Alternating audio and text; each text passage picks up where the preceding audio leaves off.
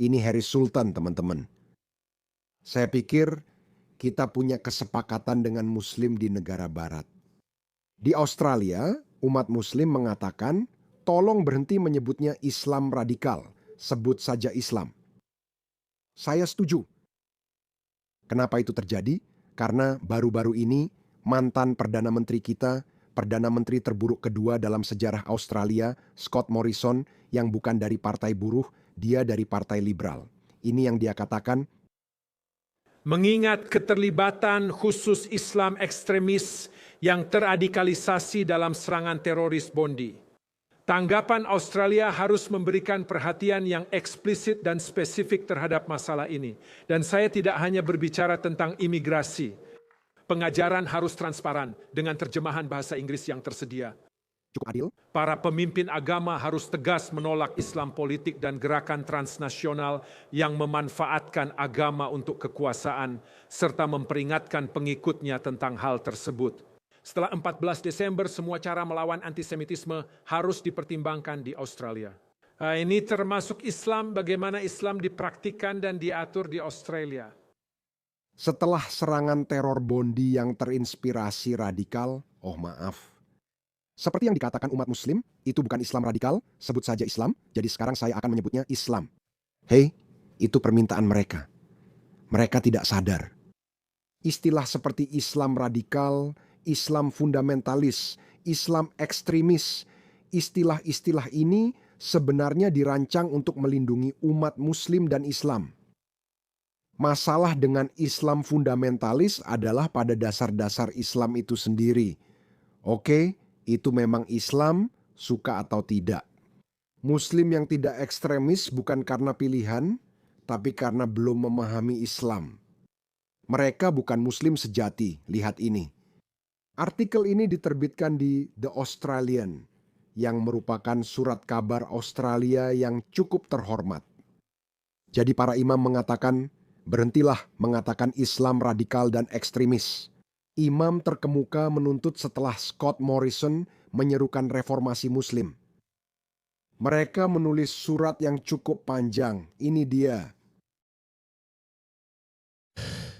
Saya tidak akan membuat Anda bosan. Ini dari Asosiasi Muslim Lebanon. Saran kami untuk Perdana Menteri Scott Morrison gagal karena dia bilang kita harus melakukan sesuatu tentang Islam radikal atau politik. Saya setuju. Ngomong-ngomong, mereka juga menekan Perdana Menteri kita sekarang yang menurut saya terburuk dalam sejarah Australia, Anthony Albanese. Mereka menyarankan Anda menerapkan undang-undang ujaran kebencian yang baru kepada Scott Morrison dan menangkapnya. Ini benar-benar kacau, teman-teman. Saya ingin membahasnya pada senator favorit saya di Amerika, Senator Randy Fine, yang baru saja meluncurkan serangan tajam terhadap Islam. Silakan dengarkan. Senin pagi, Alih-alih terbang ke Washington, saya akan pergi ke gedung pengadilan di Florida untuk bersaksi. Ya, dalam kasus pidana pria yang mengancam akan membunuh saya dan keluarga, dia berkata tahu alamat saya dan akan membunuh saya serta anak-anak di depan saya. Mengapa dia mengancam saya? Dia adalah orang ketiga yang melakukan hal serupa. Dia mengirim ancaman saat di luar negeri dan ditangkap bea cukai saat masuk Amerika Serikat. Alasannya karena saya membuat pernyataan sederhana. Biasanya Anda akan tersenyum saat mendengar seseorang berteriak, puji Yesus. Jika Anda mendengar Baruch Hashem, mungkin saya juga. Anda mungkin tak tahu artinya, tapi tidak akan takut. Jika seseorang di ruangan ini berteriak Allahu Akbar sekarang, kita pasti langsung mencari tempat bersembunyi. dan suara ledakan keras. Sekarang alasan pria ini, pembelanya akan seperti ini. Menurut keyakinan saya berhak mengejar orang kafir. Sekarang, bagi kalian yang menganggap itu gila, kita sudah pernah melihat ini sebelumnya. Di Texas, beberapa anak muslim merusak sebuah gereja, mereka menyemprotkan pesan-pesan di gereja itu. Kelompok hak sipil yang mengaku mewakili muslim arus utama di Texas mengatakan mereka berhak melakukan itu menurut amandemen pertama, karena mereka menjalankan agama mereka. Wow, apakah kita bisa lempar daging dan kepala babi di depan masjid sambil bilang sedang jalankan agama? Jika saya boleh bilang pada rekan-rekan, jangan takut. Hentikan penggunaan istilah Islam radikal atau Islamis. Ini adalah Islam arus utama yang sering disalahpahami. Yang radikal adalah mereka yang tidak ingin membunuh kita. Justru yang arus utama yang melakukannya. Dan jika ada yang khawatir tentang hal ini, lihatlah apa yang sekarang saya sebut sebagai kerajaan Islam bersatu dan Fransistan. Di Prancis, perayaan malam tahun baru dibatalkan karena kekhawatiran serangan. Dan di Jerman, mereka membatalkan begitu banyak pasar Natal karena mereka khawatir beberapa Muslim akan menabrak orang-orang. Bisa kamu percaya? Jerman yang dikenal dengan Oktoberfest. Pasar Natal, sayangnya itu terlalu berlebihan menurutku. Eksperimen mengimpor ratusan ribu Muslim. Muslim biasa, oke? Ini Muslim biasa ke negara kalian. Ini mengubah budaya, sejarah, identitas, dan cara hidup kalian. Namun mereka tetap belum puas. Spanyol baru melegalkan 500.000 imigran ilegal, mayoritas dari Afrika Utara, Suriah, dan Timur Tengah. Apa yang akan mereka lakukan? Saya benar-benar tidak tahu. Video saya sudah diterjemahkan ke Spanyol dan saya punya saluran Spanyol yang berkembang. Saya membaca komentar orang Spanyol yang bilang, sepertinya seluruh bangsa sedang depresi. Ada orang-orang gila, kiri progresif yang bangkit, yang sedang melakukan eksperimen-eksperimen baru ini. Sebagian besar orang diam atau hanya merasa depresi tanpa tahu harus berbuat apa. Karena itu menurut saya, Amerika perlu dilindungi. Saya punya firasat, teman-teman. Dalam waktu yang tidak terlalu lama di masa depan, dan saya bicara tentang mungkin entahlah 10, 15, 20 tahun. Kita mungkin akan membutuhkan Amerika Serikat untuk membebaskan Eropa karena kita akan melihat semakin banyak orang Eropa kulit putih yang akan pergi dan mereka akan pergi ke Amerika yang akan menjadi hal baik untuk Amerika. Amerika akan menerima gelombang kedua imigran barat seperti di akhir abad ke-19 dan awal abad ke-20, yaitu orang-orang terbaratkan, berpendidikan, berbudaya, dan homogen secara budaya yang datang dan menjadi orang Amerika. Dan mereka akan ingin mendapatkan kembali negara mereka karena negara-negara ini akan dikuasai oleh para migran dunia ketiga dan Muslim, dan tentu saja mereka akan membenci Amerika. Kamu sudah tahu, mereka membenci Amerika, mereka membenci, dan bukan hanya Amerika yang mereka benci. Mereka membenci peradaban barat. Saya bukan religius, saya melihatnya sebagai peradaban barat dan saya sangat menekankan hal ini.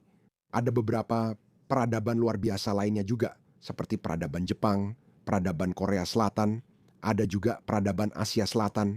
Peradaban luar biasa ada di dunia. Peradaban barat dianggap puncak kemanusiaan. Lihat, apa yang telah dicapai oleh peradaban barat, segala sesuatu yang kita gunakan ditemukan oleh orang barat.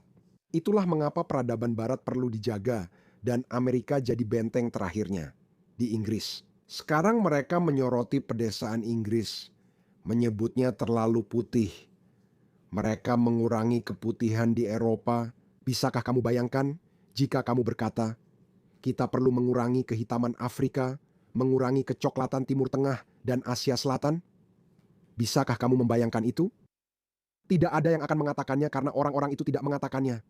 Tidak ada orang berkulit coklat yang mengatakan bahwa kita harus punah dan kita harus menggantikan diri kita dengan orang kulit putih atau orang kulit hitam atau siapapun. Bagian yang menyedihkan adalah, di Eropa, orang-orang bodoh ini justru orang kulit putih yang mengatakannya. Orang kulit putih yang berpikiran kiri dan woke yang mengatakannya. Kemarin saya sudah memutar video wanita Spanyol yang gila dan tidak waras itu untuk Anda. Mungkin akan saya tambahkan lagi. Silakan dengarkan.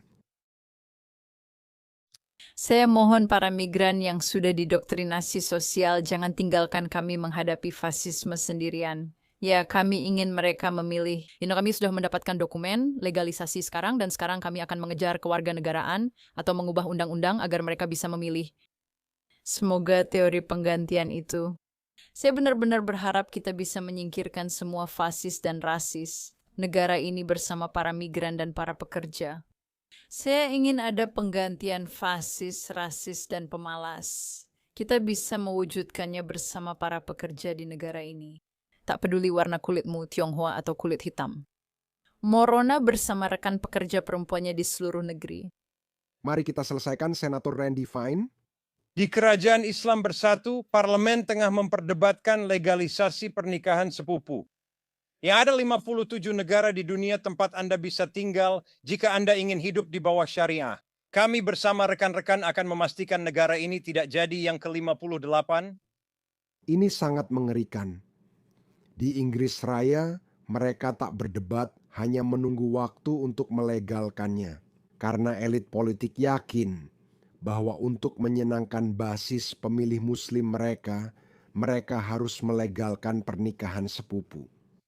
Artinya, anak dengan keterbelakangan mental akan semakin banyak. Lihatlah di Amerika, saudara-saudaraku, saya terus memperingatkan kalian, suka atau tidak suka, Islam akan datang kepada kalian. Lihat orang baru ini, Saddam Salim, dia adalah seorang senator di Virginia. Jadi para legislator muslim bergerak untuk mengkriminalisasi Islamofobia di Virginia setelah Virginia memilih letnan gubernur muslim. Kenalkan Saddam Aslan Salim, muslim Bengali, demokrat, dan imigran generasi pertama dari Bangladesh yang terpilih sebagai anggota Senat Virginia 2023 untuk distrik ke-37. Pada Januari 2026, Salim memperkenalkan Senate Bill 624, sebuah rancangan undang-undang yang bertujuan memasukkan definisi formal Islamofobia ke dalam undang-undang penyerangan dan pemukulan di Virginia. Jadi, apa artinya itu? Itu mendefinisikan Islamofobia sebagai kebencian, prasangka, atau permusuhan yang jahat.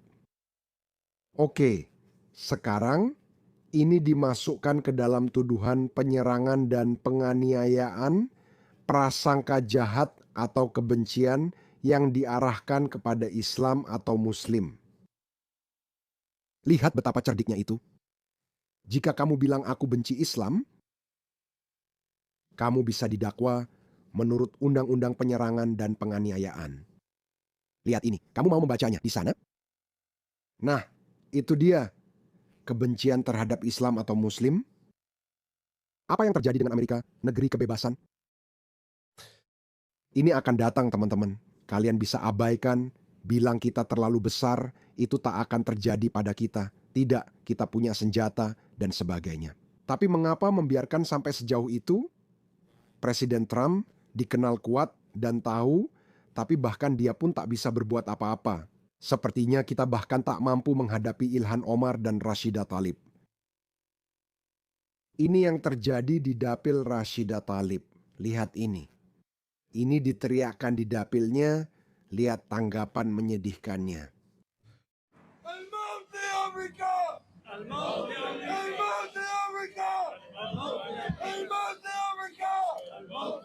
Bukan tampilan yang bagus. Wali kota dan Gedung Putih mengecamnya, tapi bagaimana dengan anggota Kongres Rashida Tlaib? Dia merayakannya dan menyukainya. Mereka membenci Amerika. Saya katakan, mereka semua membenci Amerika. Bukan hanya Amerika. Lihat yang terjadi di Prancis, Jerman. Mereka membenci peradaban Barat dan segalanya tentang dirimu. Saya tahu itu. Saya dulu seorang Muslim. Dulu saya membenci Amerika. Ketika kalian menyerang Afghanistan, saya membencinya. Dulu saya juga begitu. Kenapa melihat ini? Apakah ini premanisme? Kenapa mereka bebas pergi dan mengebom siapa saja? Nah, ketika saya tumbuh dewasa, saya sadar dan mengerti bahwa ada tingkatan peradaban yang berbeda-beda. Jika Anda orang Barat, jika Anda tinggal di Barat dan menikmati manfaat hidup di Barat, maka Anda harus memahami mengapa Barat begitu hebat. Mengapa peradaban Barat lebih nyaman dihuni? Karena nilai dan prinsip yang dimilikinya, yang sebenarnya tidak terlalu buruk. Saya lebih keras dari kebanyakan orang Amerika. Saya bilang kekuatan Amerika harus dijaga dan digunakan demi kemenangan nilai-nilai Barat. Rezim Islam Iran. Mereka adalah musuh bebuyutan kita. Mereka mengatakan mati untuk Amerika, persetan dengan mereka, hancurkan mereka, bom habis-habisan mereka, bahkan rakyat mereka sendiri membenci mereka. Rakyat mereka ingin bersama Amerika atau berteman dengan Barat seperti Jepang dan Korea Selatan. Intervensi ini akan jadi operasi pergantian rezim sukses pertama sejak Perang Dunia Kedua. Lihat hasil setelah Perang Dunia Kedua dan operasi pergantian rezim. Jerman. Sekitar 70 tahun kemudian, negara itu kehilangan arah. Tapi lihat Jepang, Korea Selatan, dan di mana kita gagal mengganti rezim di Korea Utara. Lihat, negara itu sangat kacau. Iran akan menjadi negara yang luar biasa, sahabat Barat, tapi orang-orang ini tidak melihatnya seperti itu. Mereka menyimpan kebencian terhadap Barat, mereka membenci Barat. Coba dengarkan. Mungkin Dearborn, apakah dia tidak masalah dengan konstituennya meneriakkan mati untuk Amerika? Correspondent Business Fox, Hillary Vaughn, Astor Watch, anggota Kongres Talib. Fox News, saya tidak berbicara dengan mereka. Di unjuk rasa di distrik Anda, masa teriak matilah Amerika. Apakah Anda mengecam? Tidak bicara dengan Fox News. Tapi apakah Anda mengecam teriakan matilah Amerika? Saya tidak berbicara dengan yang memakai kiasan rasis.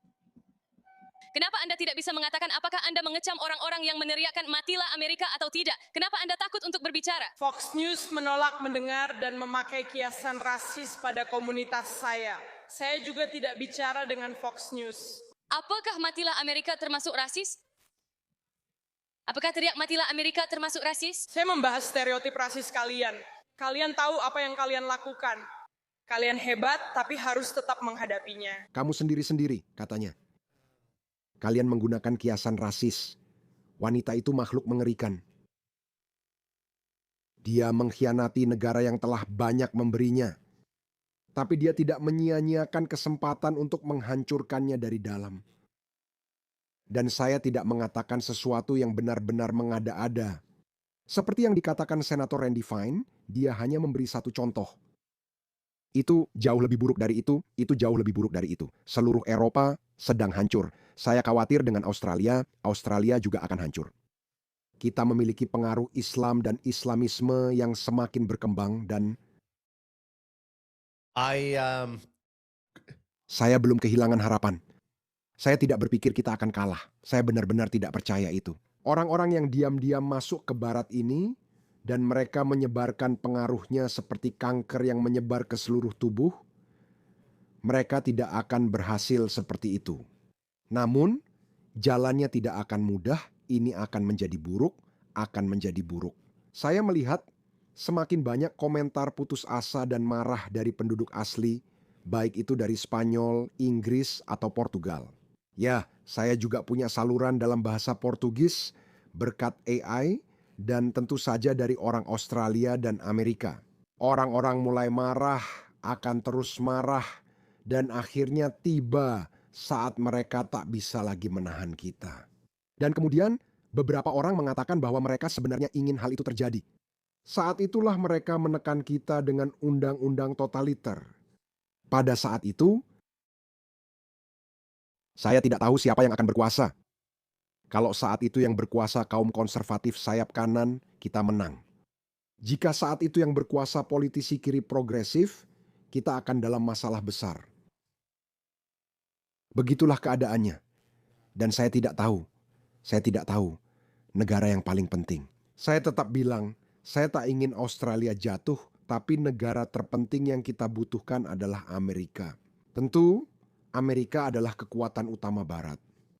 Kita pada akhirnya akan membutuhkan Amerika untuk datang dan menyelamatkan Inggris, Spanyol, Prancis, Jerman, mungkin juga Australia. Saya berharap tidak sampai ke sana, tapi akhirnya kita harus melakukannya.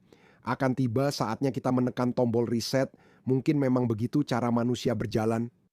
Setiap 100 tahun atau lebih, kita perlu kembali ke awal dan menekan tombol reset. Mari mulai lagi. Karena semuanya tidak berjalan baik, semuanya memburuk. Mungkin itulah sebabnya kita membutuhkan sebuah revolusi. Saya tidak tahu, kita akan lihat. Saya tidak punya bola kristal, tapi saya bisa memberitahu satu hal, segalanya tidak akan tetap seperti sekarang. Akan ada sesuatu yang harus berubah.